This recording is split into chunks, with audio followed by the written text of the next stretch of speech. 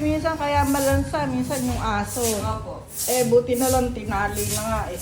Ano po, mabaho. Hindi, pag wala Teka naman, lang, alin ko lang dito. pag di naman nag-ano yung aso, hindi naman linisin.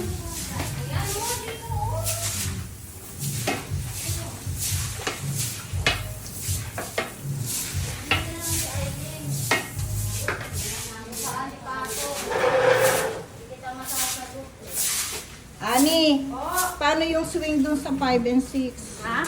Hindi pa ba naikabit yung ano? Yung? Yung tawag nito, yung... Swing? Oo, hindi tawag yung foam. Una, hindi pa ako eh.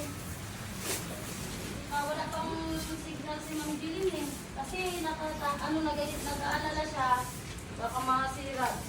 Agad-agad ng mga agit.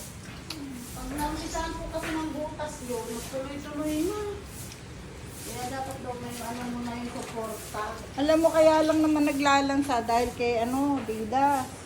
Pero kung nakatali naman to, hindi naman linisin yan eh. Okay naman ang Dito lang, no? Dito Oo. lang to, ma'am.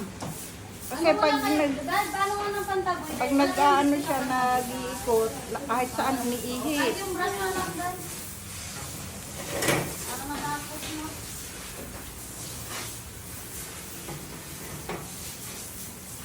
Nag-brush kasi kami ng hallway ng aming hallway mo. Kaya nga naganap na kami ng paraan ng mga lagyan ng hose eh. Oo nga, para may kanya-kanya. Diba? Nag-hallway kayo, hindi naman sinimulan ito, tanghali na. Kasi inumpisahan namin Ayan yung nga. kasi nga. Lalagay pa kami ng Mag-hallway din sila dun sa baba. Lalagay namin ng hose. Ay, yung hallway dun sa 10, may nagdidilig. Yung hallway. 10? R10? Oo, di ba yung hallway? Oo, inaanohan din po nila ni mga retest ni Ma'am eh. Hinaharap din naman yun. Ewan ko, kasi nagsisimula na sila dyan sa taas. Ay, inumpisahan namin. Ay, sabi ko nga.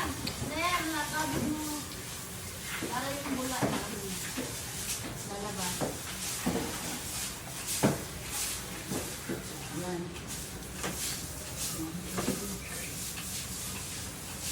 May gas ba ron sa baba? Meron po. Mamaya sa Ay, sa 8 lang yata. Ah, 8. Oo. At saka yung 4A. Pumasok na. Somerset.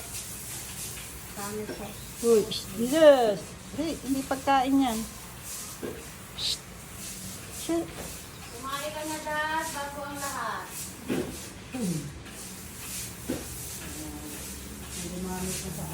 Nadagdagan na ba yung mga basahan nyo? Yung mga doormat? Yung mga doormat, binigyan na po kami ng tig-tatlo. Nung nag-quarantine si Ma'am. Ay, dito, papabuhin na lang ulit. Papabuhin na ulit. Nung na ko na yun dyan.